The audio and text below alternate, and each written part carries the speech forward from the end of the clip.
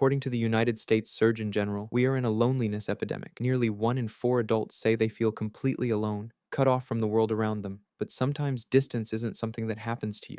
Sometimes you choose it. You saw the notification, you read the message, and decided not today, not anymore. Strangely, the silence didn't hurt. It felt like relief.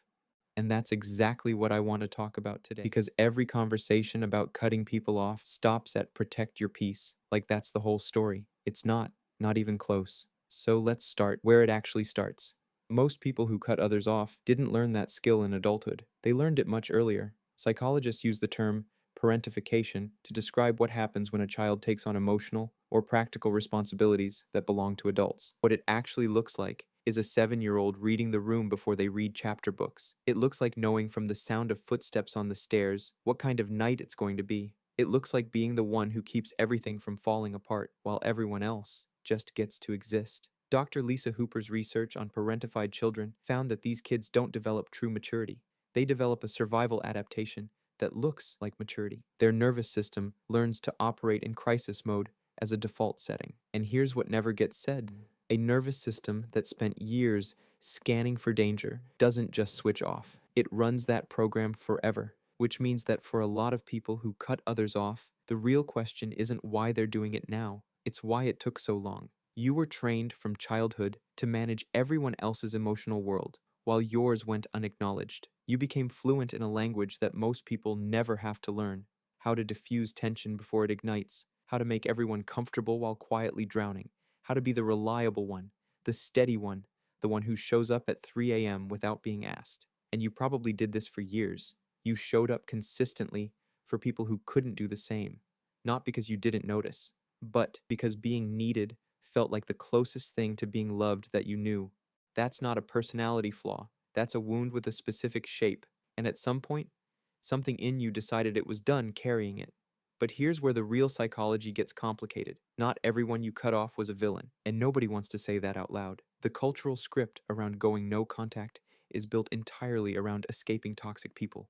The narcissist, the abuser, the draining friend who only calls when they need something. And sometimes that's exactly what it is. But sometimes it's just two people who couldn't meet each other's needs. Someone who was fine, genuinely fine, just not right for you. Someone who never hurt you on purpose, but also never quite saw you. The grief of that is different. There's no anger to hide behind, just absence and ambiguity, and this quiet wondering if you made the right call. That grief is real, and it deserves more than being flattened into a red flags narrative. And then there's the version nobody talks about at all.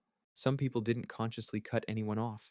They disappeared, not as a decision, but as a consequence. Depression moved in quietly. Months passed, the guilt accumulated, and then one day it became easier to just stay gone than to try to explain where you went.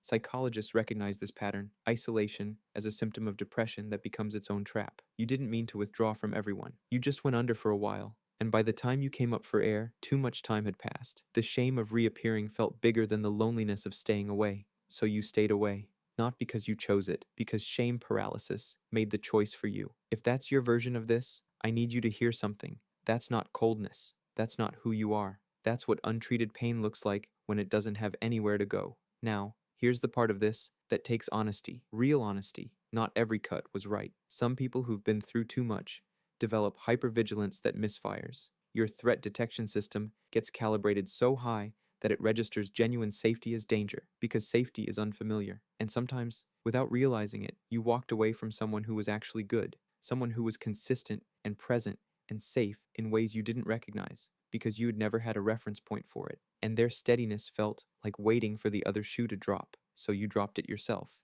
You left before they could leave you.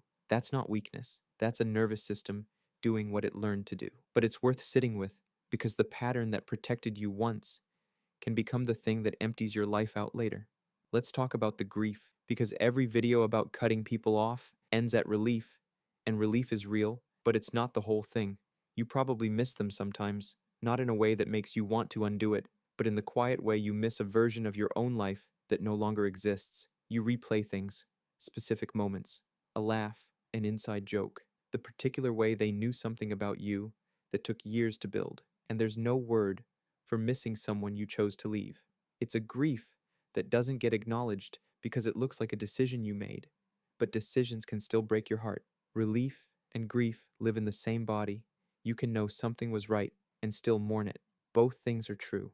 So, what do you actually do with all of this? The question nobody answers is, what happens next? How do you let people back in after you've built your life around keeping them out? Slowly. That's the honest answer. Not with a grand reopening, not by deciding you're healed and the door is open, but by doing something specific and small, by letting one person see one thing that's true about you and watching what they do with it, by noticing whether someone's response to your need is curiosity or impatience, by understanding that re entry isn't about lowering your standards, it's about developing the discernment to tell the difference between a wall and a boundary. A wall keeps everyone out, a boundary lets in the people who can handle what's behind it. Developmental psychologists describe secure attachment as something that can be built in adulthood, even when it wasn't available in childhood. It requires what they call a corrective emotional experience, moments where your nervous system learns through repeated evidence that this person is different. That showing up doesn't cost you. That depending isn't the same as being in debt. You are not too far gone for that. You are not too closed off to learn it. You are a beginner at being taken care of, and that is exactly what you're supposed to be. Here's what's worth knowing about yourself. The fact that you cut people off isn't evidence that you're broken. It's evidence that you were paying attention, that you learned, earlier than most, that not everyone deserves access to you, that your energy is not a renewable resource that exists for everyone else's use. The child who read every room, who held everything together, who grew up fast and learned to need nobody. They did what they had to do to survive, and somewhere along the way, cutting people off wasn't just a response to specific people. It was a reflex, a preemptive one, because when you've given everything and received so little back, withdrawal starts to feel like the only form of self-respect left. But you've been protecting yourself from the wrong thing. You're not protecting yourself from people. You're protecting yourself from the version of relationships you learned first, the ones where you gave everything and remained invisible. Those relationships were the anomaly, not the template.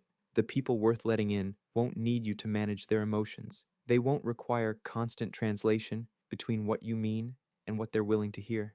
They won't make you earn belonging every single time. And when those people appear, your nervous system may not recognize them. They'll feel almost suspicious in their consistency. Trust the discomfort. Stay anyway. You've spent a long time being the lighthouse, the one who shines because they remember the darkness, not because their life was gentle. And that's real. That's earned. But even lighthouses need the shore. You don't have to let everyone back in. You don't owe anyone access. But you do deserve connection that doesn't cost you your entire self to maintain. That version of closeness is possible. It doesn't look like what you had before. It looks like something you haven't tried yet. And maybe that's where this actually ends. Not at the cut, not at the quiet, but at the door you haven't opened yet, and the slow, terrifying, necessary act of deciding who gets to walk through it. If this hits somewhere real, subscribe. I've got more videos lined up that I think are going to find you exactly when you need them. I'll see you in the next one.